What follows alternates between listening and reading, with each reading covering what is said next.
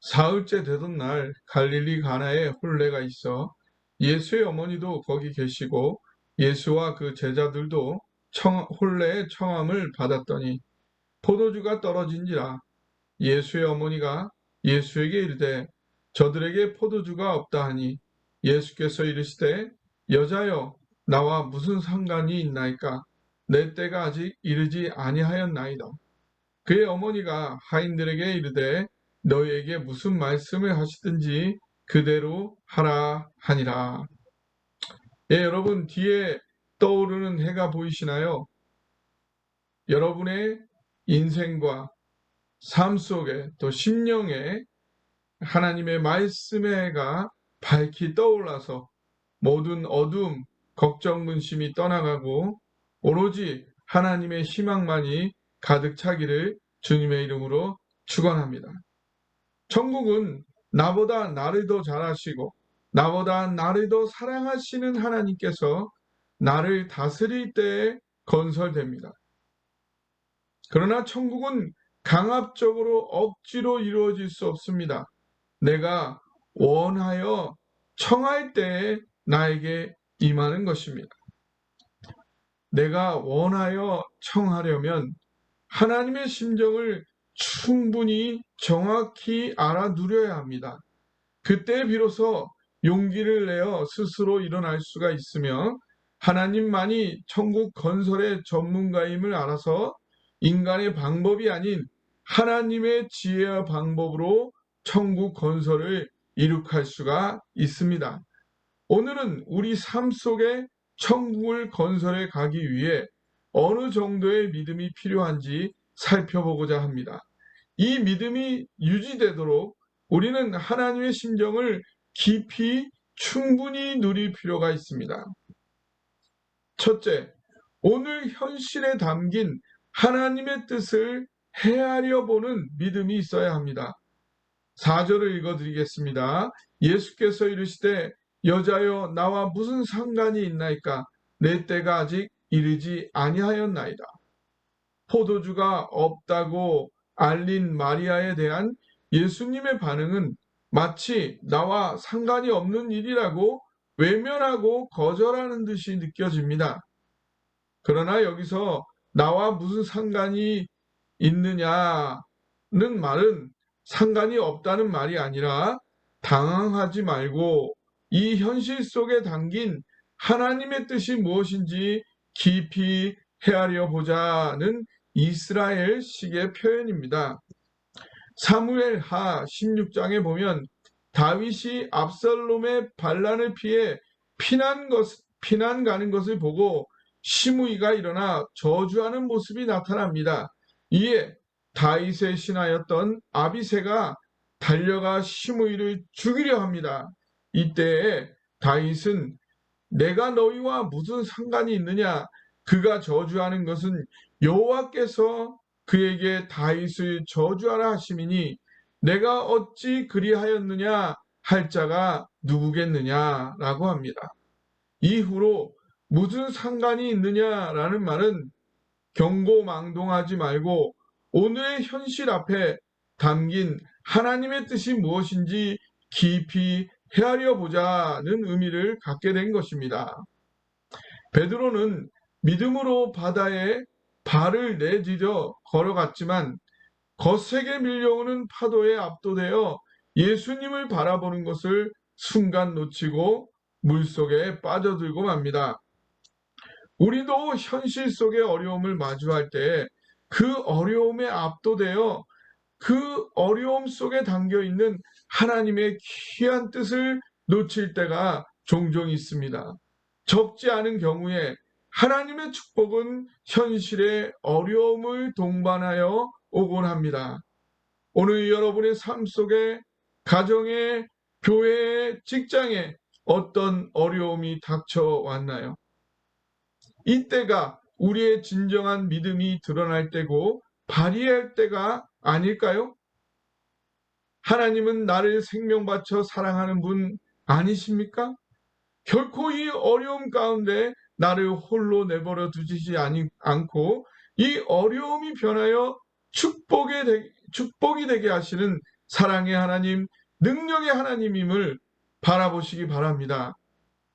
이 믿음 붙잡고 이 현실 속에, 이 어려움 속에 담긴 하나님의 사랑, 하나님의 선하신 뜻이 무엇인지 깊이 헤아려 보시기 바랍니다. 둘째, 현실을 넘어서는 믿음이 필요합니다. 4절 5절을 읽어드리겠습니다. 예수께서 이르시되 여자여 나와 무슨 상관이 있나이까? 내 때가 아직 이르지 아니하였나이다. 그의 어머니가 하인들에게 이르되 너에게 무슨 말씀을 하시든지 그대로 하라 하니라. 그런데 내 때가 아직 이르지 아니하였나이다 라는 예수님의 말씀은 아무래도 거절처럼 들려집니다. 사실 하나님의 일을 하다 보면 하나님께서 그 일을 거절하시는 것처럼 느껴질 정도로 힘든 상황을 경험하는 경우가 비일비재합니다. 전도하라 해서 전도했는데 거센 거절을 경험합니다. 사랑하라 하셔서 사랑했는데 오히려 미움을 받습니다. 봉사하라 하셔서 봉사했는데 오히려 오해를 삽니다. 그러나 돌아보면 진정한 하나님의 역사를 위해서는 그 어려움의 과정이 꼭 필요했음을 추후에 확인하곤 합니다.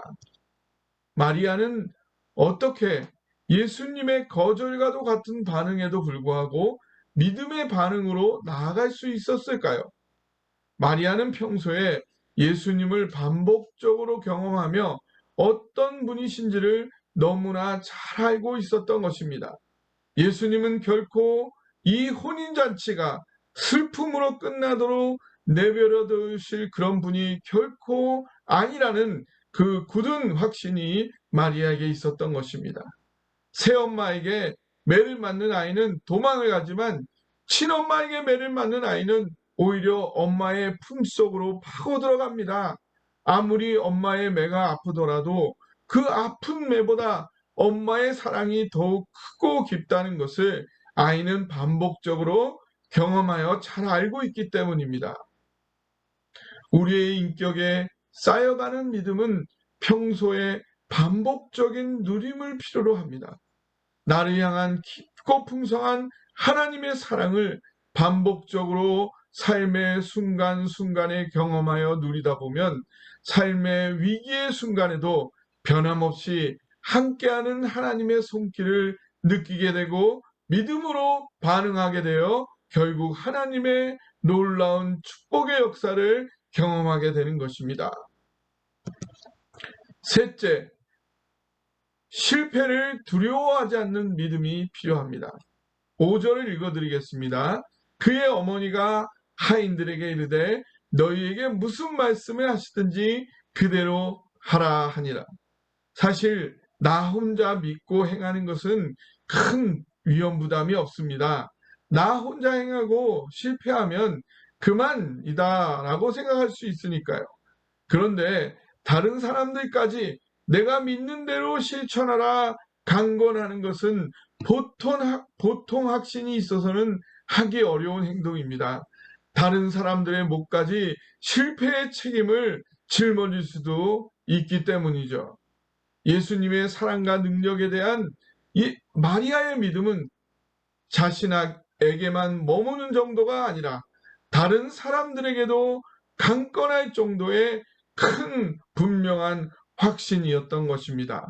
여러분, 이 정도로 믿음의 확신이 있으신가요?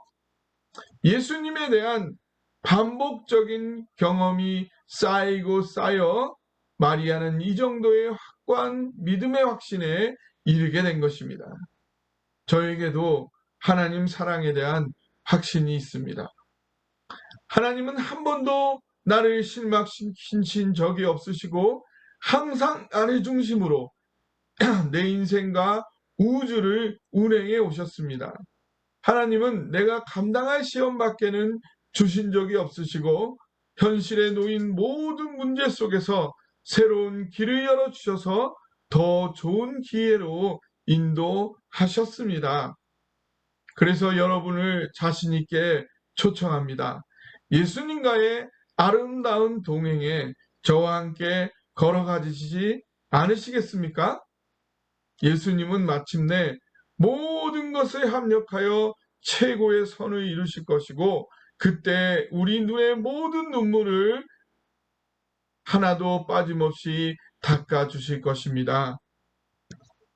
오늘의 현실 속에서 예수님의 천국 건설을 경험할 수 있는 믿음은 눈앞에 닥쳐온 어떤 어려움 속에도 흔들리지 않고 하나님의 선하신 뜻을 헤아리는 것입니다. 당장의 실패로 보이는 현실조차도 넘어서서 하나님을 신뢰하는 것입니다.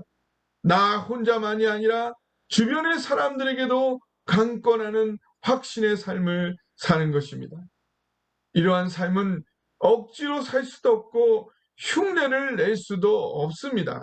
하나님의 사랑에 대한 반복적인 무수한 경험이 인격에 쌓여서 이루어지는 믿음의 삶인 것입니다.